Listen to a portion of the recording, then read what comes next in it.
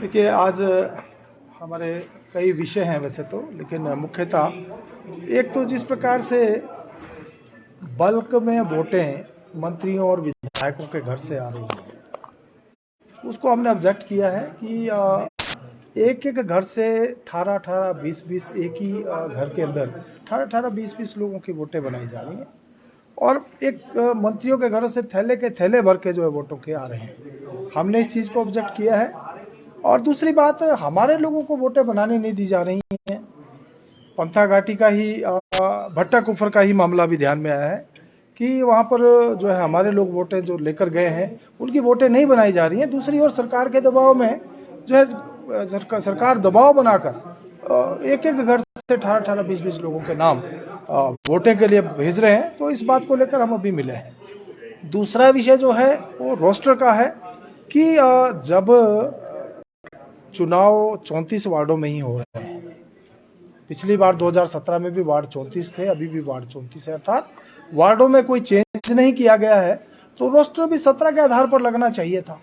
लेकिन ये बड़ा असंवैधानिक जिसको हम कह सकते हैं कि जिस प्रकार से रोस्टर यहाँ पर लगाया गया है, जहाँ एससी महिला की बात आती है वहाँ महिलाओं की पॉपुलेशन जो हाईएस्ट है उनके लिए रिजर्व किया गया, और जहाँ दूसरी जगह हम देखते हैं जो जनरल की महिलाएं हैं वहाँ जो लोएस्ट जहाँ पर पॉपुलेशन महिलाओं की है, अर्थात बहुत असंवैधानिक ढंग से जो है रोस्टर कोई सरकार ने लगाया है।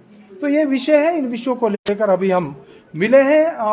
मैं समझता हूँ कि जिस प्रकार से सरकार जो है इस चुनाव को हाईजैक करना चाहती है, जो बड़ा दुर्भाग्यपूर्ण है। इस सरकार का मात्र जो 3-3.5 महीने का कार्यकाल, असफल कार्यकाल जिसको हम कह सकते हैं, और जिस प्रकार से झूठ बोलकर ये सरकार सत्ता में आई और अब ये झूठे हथकंडे अपनाकर जो इस चुनाव को भी हाईजैक करना चाहते हैं, इस विषय को लेकर हम मिले हैं। इस सरकार ने जो गारंटियां विधानसभा चुनाव से पहले दी थी, एक भी गारंटी इन्होंने अभी तक पूरी नहीं की। जो कहते थे कि हम पहली कैबिनेट में ही महिलाओं को जो है हम 1500 रुपये उनके खातों में डाल देंगे, हम जो ओपीएस लागू कर देंगे, हम 300 यूनिट फ्री बिजली कर देंगे।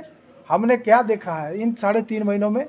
बिजली 300 यूनिट फ्री होने की जगह 22 पैसे प्रति यूनिट उसको बढ़ा दिया, अर्थात जनता के ऊपर बोझ डालने का काम इन्होंने किया। अपने वादे से इन्होंने अपना वादा निभाने की जगह जो है उल्टा जनता के ऊपर जो है आर्थिक बोझ डालने का काम किया। दूसरा, इन्होंने कहा था हम महिलाओं के खातों में 1500 रुपये देंगे।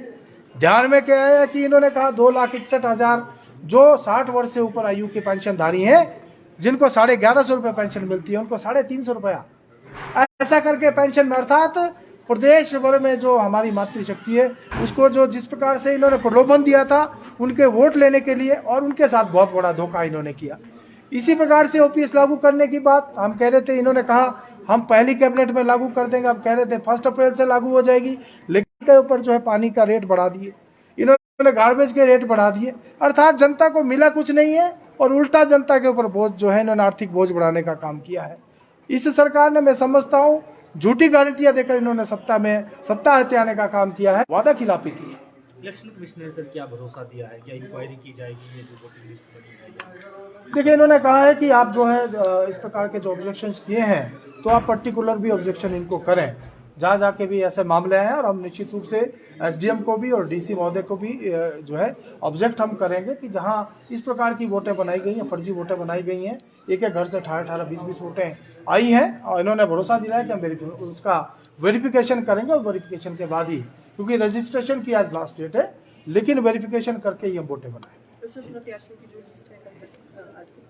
देखिए, हम प्रत्याशियों का जहाँ तक बात है, हम जिताऊ लोगों को इस बार चुनाव मैदान में उतारेंगे, और 12 तारीख तक हमारी जो है सूचियाँ तैयार हो जाएंगी और हम जल्दी ही इनको डिक्लेयर करेंगे। अच्छा, ये चुनाव तो सिंबल पे किए जाएंगे सर इस बार? जी, सिंपल पे ऊपर ये चुनाव हो रहा है, और इसलिए हम जो है 12 तारीख को अपनी चुनाव समिति की बैठक करने वाले हैं और उसके बाद प्रत्याशियों की घोषणा करेंगे।